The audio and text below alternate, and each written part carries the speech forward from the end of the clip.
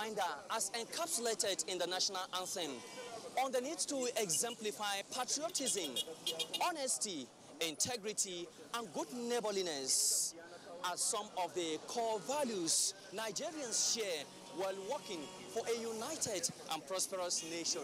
With a population of about 200 million people and diverse ethnic groups, Nigeria's driving force for development are its human resources. The tenacity of the nation's founding fathers and other Nigerians over the years to the ideal of its value system have contributed to the socio-economic development and peaceful coexistence in the country.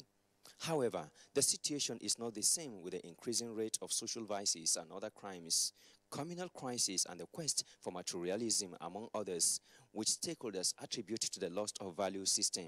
If you are a Christian as I am, what does it say? God so loved the world. We should love. The world is not the trees or the animals. The world is talking about the human being in the society, your brother, your sister, your mother, whoever comes your way as a human being is your brother and your sister. Then that love needs to be taught again. Because we are ignorant of the religion. That is why people are fighting each other.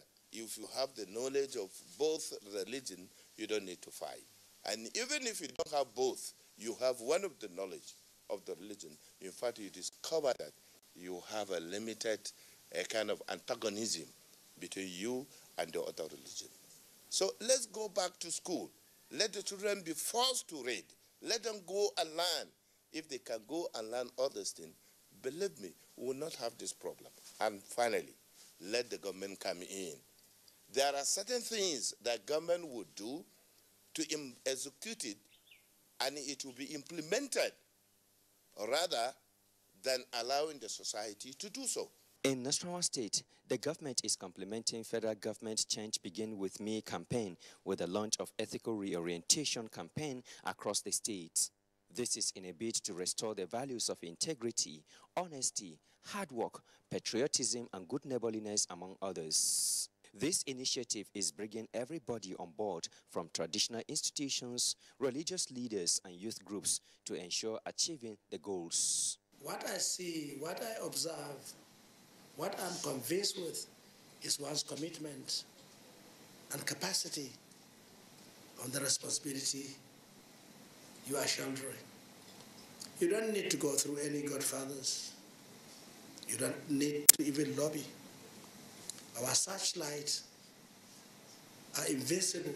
Stakeholders say government's reward system for patriotic Nigerians who distinguish themselves in society must reach the grassroots. For example, I have a brother that is a graduate of NC. Today, people are proud of him. Why? Because he decided not to fight for employment in government work, but he decided to push water to fight for himself, and he's getting what he wants.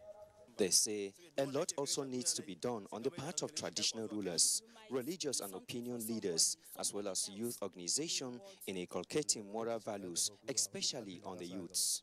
We've gone round the state, and so is the agency, the directorate in other states, moving around all the local governments, speaking to the people.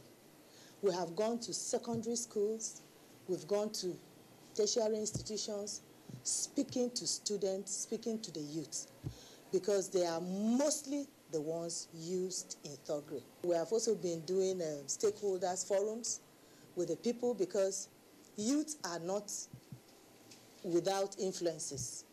They are in a society that is being influenced. And so we are speaking to the youths about the impact of this, and we're also speaking to the stakeholders about what to do and not to do. And of course, we're saying parents should watch what their children are doing, the company their children are keeping. Putting all this together in championing the cause for value reorientation is what is needed so that Nigeria will not only attain development and greatness, but a peaceful society for all. That misplaced values are fast taking center stage in our society is simply putting it mildly. Some Nigerians resident in Port Harcourt are of the opinion that moral custodians of society have lost the compass and seem confused at what approach to adopt in order to recalibrate the right values to protect the future. Onengie Fineface has details. Values are moral principles and ideas that every society hold in great esteem. Ideals that people cherish a lot. These values are like the building blocks for the moral foundation of all societies. Such values as integrity, hard work, respect for constituted authority and elders are critical elements that bind our society. Values literally serve as the criteria or measurement yardstick to determine good and acceptable behaviors in society. However, in Nigeria, there seems to be a fast erosion of these social values, leading to criminality and other forms of unacceptable activities by young people, especially in the country. The family is the basis. And like someone said, that the seed of indiscipline is sown in the family, watered in the school, and harvested in the society. As a university teacher, how much of the teaching values, core values of teaching, am I exhibiting?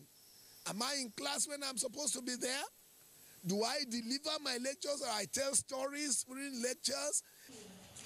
Being committed, patriotism, and the zeal to succeed outside crimes, respect for elders and societal institutions as we used to have them before are no longer there, they are no longer cherished. In fact, even self-esteem, self-worth is now lacking in most of our youths.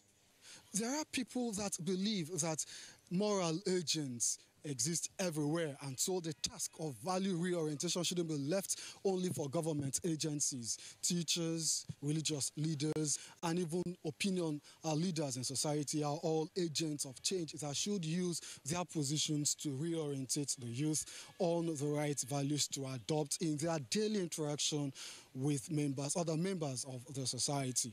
So if a particular youth looks up to a particular adult or a particular person for, advice and maybe holds that person in high esteem, then that person should use that opportunity to see how he can reorientate that person or see how he can remold the person's thinking or value system. There are people who call you normally bros and all that. Those persons who call you bros, when they come to you and, ask for certain things, even if it is the least 30 seconds, you can use it to chip in something to help them. Let it be that we did our own parts.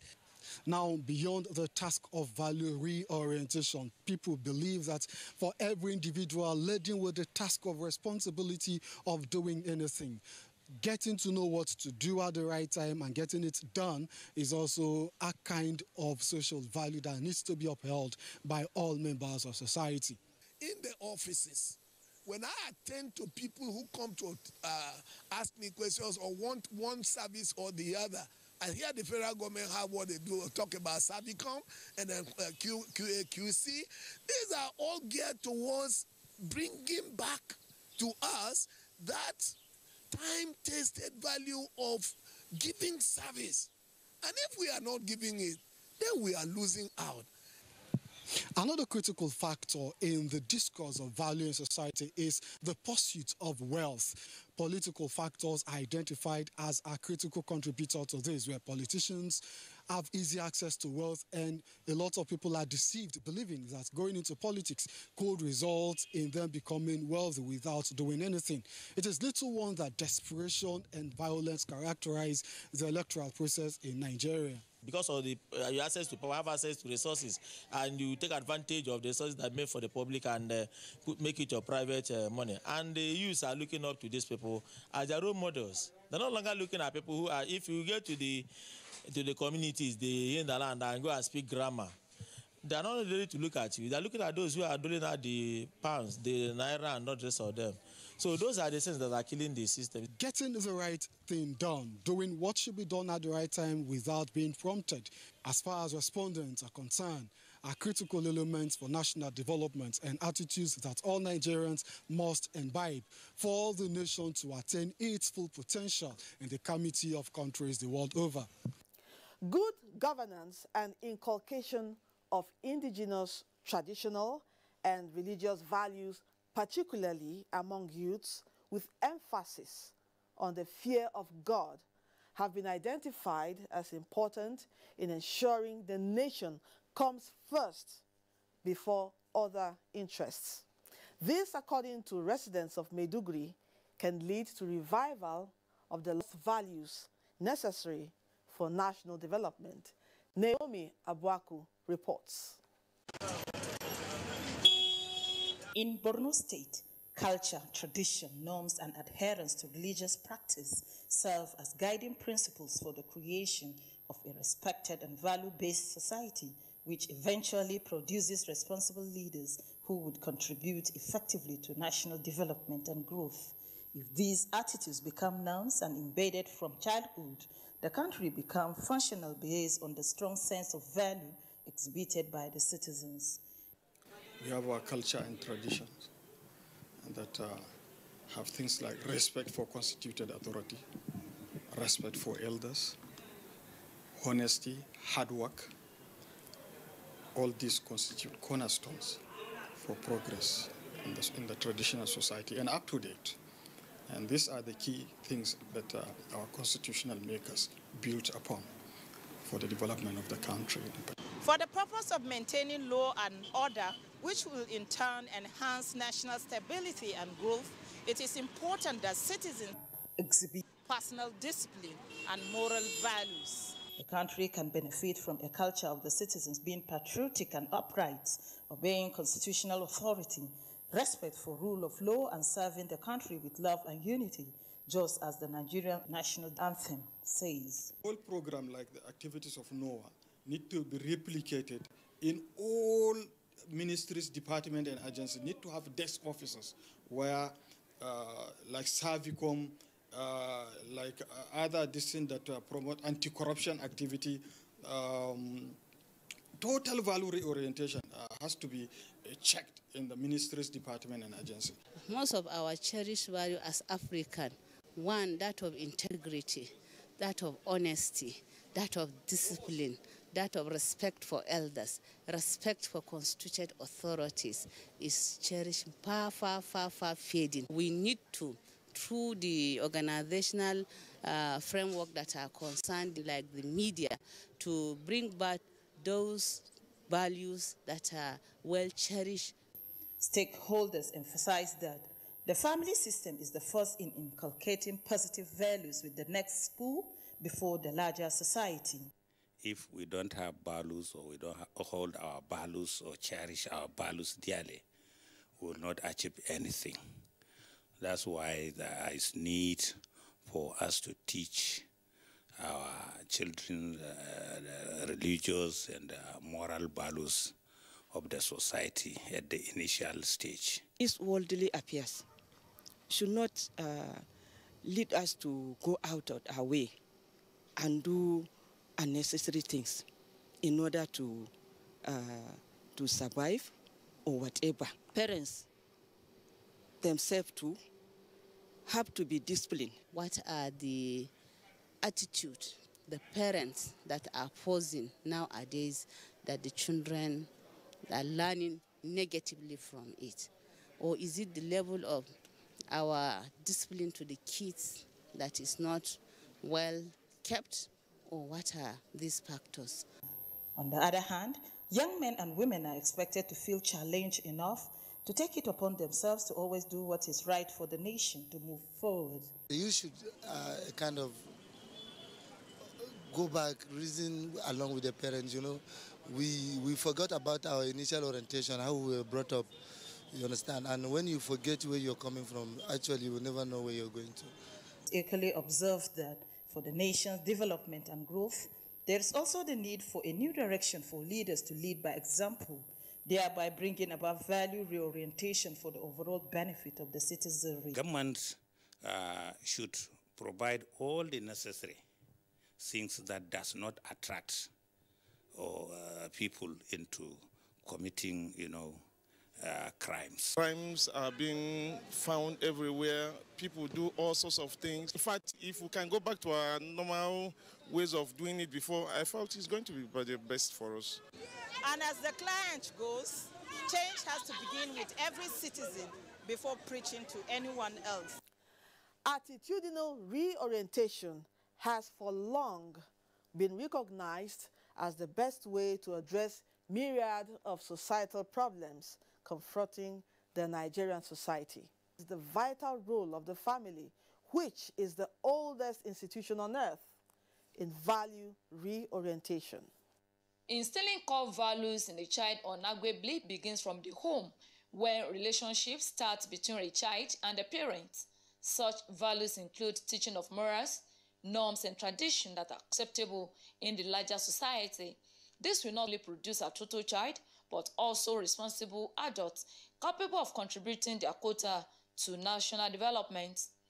I can remember vividly about 4 decades ago while I was growing up in the village, where I taught the value of respect for the elderly, how to say the truth the way it is, no matter the consequences. But the question now is, why exactly have we missed it? Waking up in the morning, prostrating to greet the elders by male children, kneeling down to greet the elders by female children. This one is also fading away. It's part of our value. So when a culture loses its identity because of another culture, the so-called Western culture, which maybe doesn't have all this respect for elders, something important is going. Given that the society is the reflection of home as a component unit, are these values really eroding us, thus taking its toll on national growth? Civics in the good old days are taught as subjects in schools, and it imbibes the love of the country, respect for others, and imbibing confidence, not arrogance, on the child, who eventually will become man or woman, and facing social responsibilities such as paying taxes, keeping public utilities in good order, and being the neighbor's keeper. Those are the essentials that appear today, because I don't know whether schools still teach civics or social studies. From the grassroots, we try to talk to our children about the what? About the values and what they should be acting upon. Likewise, the religious leader, whether in churches or mosques, should try to base their lectures or sermons on good character, behavior, interactions, living with others in harmony, without any religious crisis. With these things, we can retain the values, and with that, we can rebuild our nation. What are the value system? Honesty, justice, cooperation, responsibility, accountability, tolerance, among others. Now, we believe that religion is the background, because religion gave birth to value system. On what account? Because it is believed that religion is representing God. God made man a moral man, a man with capacity to know what is right and do the right thing, and understand the wrong thing and abstain from it. And even fundamentally, the religious teachings in every home or every house is about doing the right thing. As Nigeria craves for reorientation for all-encompassing growth, of what importance are our heritage norms and tradition? I guess the only way we can preserve our culture is by practicing what we have. That is number one. Number two is making our children to speak our indigenous languages. People need orientation. They need more orientation about it and awareness. And government can do something about it by investing more in our cultural value. In Oyo State, key players are not relenting in their efforts at reorientating the people for a desired result. Through our various engagements talked about the value of hard work, the value of self-reliance, the value of being an entrepreneur, the value of honesty, the value of patriotism, the value of good conduct generally. So by this we try and encourage them, especially with the theme of the federal government, with the change begins with me. It's a good avenue for us to talk about value orientation. And also, in Oyo State in particular, National Orientation Agency has this memorandum of understanding with the State Ministry of Education, where our officers at the local government do pay visits to schools, because you will agree with me that that is a very, very fertile ground of reorientating our youth as they grow up. After all these various submissions by different people in the society, it is believed that those who have responsibilities will look into ways of bringing Nigeria back on the track, talking about value orientation for national growth. The core of every human culture is a mark of its fundamental values.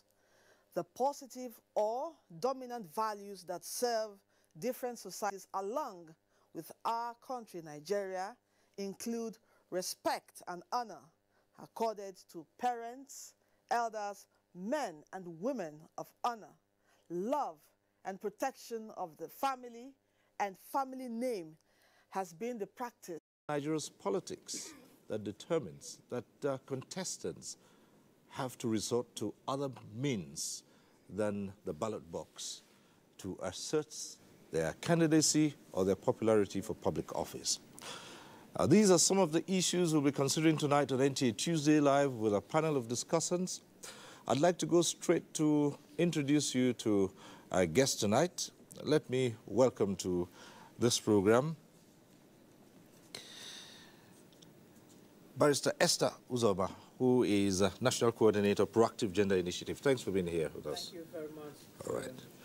Let me also welcome to this program Professor Tawhid Adedoja. He's a professor of education, a former Minister of Sports and Special Duties, and a former governorship candidate in Oyo State. Prof, thanks for joining us. Thank you. Of course, we'll be getting that angle from you, having run for political office.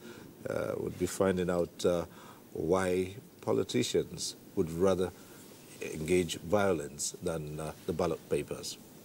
Thanks for being with us once again. Let me also welcome to this program another lawyer. He's Barrister Johnson Usman. He's a legal practitioner. Thanks for joining us here. You're welcome.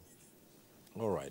So let me acquaint you with the procedure. We always do this every Tuesday.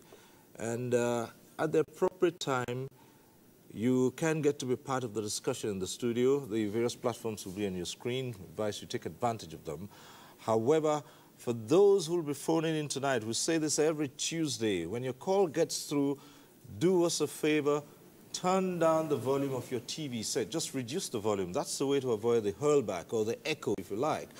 And the best way to know that your call is through to the studio, you'll see your name on screen. Once your name appears on screen, it means, of course, that your call is through to the studio, and you can go right ahead with your question or comment. We advise you keep it short and straight to the point so that others can also get on the platform. Whatever issues you raise, I'm certain that our guests will respond to them. So we'd like to welcome you to NTA Tuesday Live. We're talking about curbing electoral violence tonight. And we, apart from the guests who are here in our Abuja studio, we also have joining us from our Kaduna Network Center, Hajia Khadija Gambo, who's a Permanent Commissioner, Kaduna State Peace Commission. She joins us from our Kaduna Center. Thanks for being with us on NTA Tuesday Live tonight.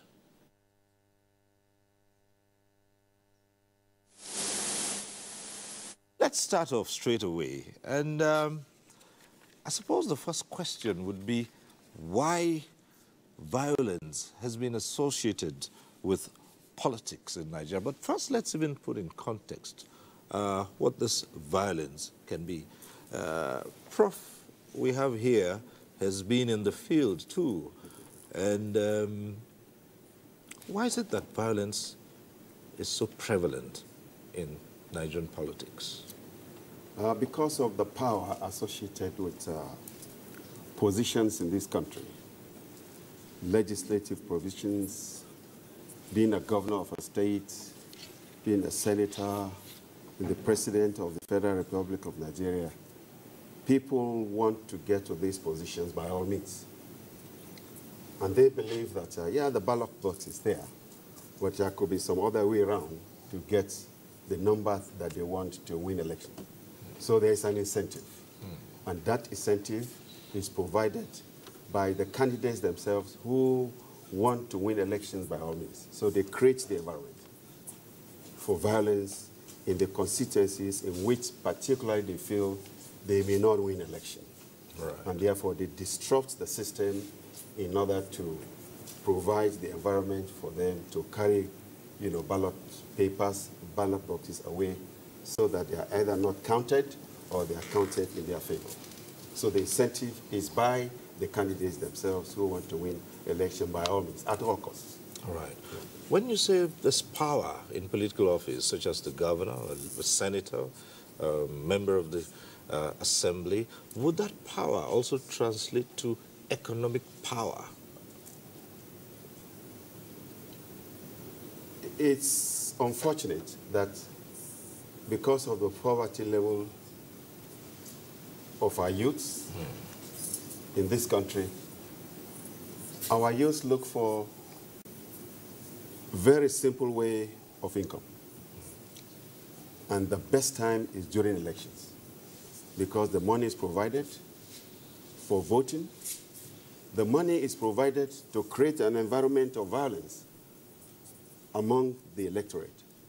So you now discover that rather than empowering the youth before the election, they hold back their purse and give out the money to do the bidding of the politicians, the bidding of those that are contesting that want to win election by all means. All right. We'll come back to you in a moment, but let's go to Barrister Esther Uzoma. And you have observed elections in this country, and of course you've noticed the trend. What have you seen, and why do you think what's happening is happening? Thank you very much. Well, okay, from Rivers State to Zamfara, from Kano to the FCT, from Imo State to Anambra, our elections are pervaded with violence. Violence is a part of human nature. Soyinka, writing in The Gods Are Not to Blame, said that the struggles of man begins at birth. People always tend to violence to achieve their aim because this is planet Earth, this is not paradise. But it is the place of the law to elevate a standard, to raise a standard of behavior so that whatever your tendencies are, once it falls short of the standards we have all given to ourselves, I'm not talking about the social contract, then the law will come, Lady Justice will wield her long sword. So violence, human beings tend to violence, but it is the law. Remember, we all decided to give up our powers to the, to a person. When we are forming, that is the beginning, the primordial beginnings of state. Now, having said that, do you know why violence pervades? Because our systems are porous. The violators, the actors know that they can get away with it. They know how porous our criminal justice system particularly is. A country of over 200 million, look at the mayhem that was unleashed in Kano. Where are you going to put all those perpetrators? If you say you want to, arrest them and try them, incarcerate them, where will you put them? They overwhelmed the state. Simple. So the truth of the matter is this. Beginning with our criminal justice system before the elections, we have very very weak, slow systems. And they do not become better because the election seasons are upon us. So when it is heightened, that pressure that has been brought to bear almost crumbles the system. That is why you see policemen who are jacked by civilians. That is why you see civilians wearing camouflage, sometimes of the Nigerian army, in broad daylight, in a flagrant, vulgar manner, operating as if they are the officers of state. Because before elections, our systems were not strong enough.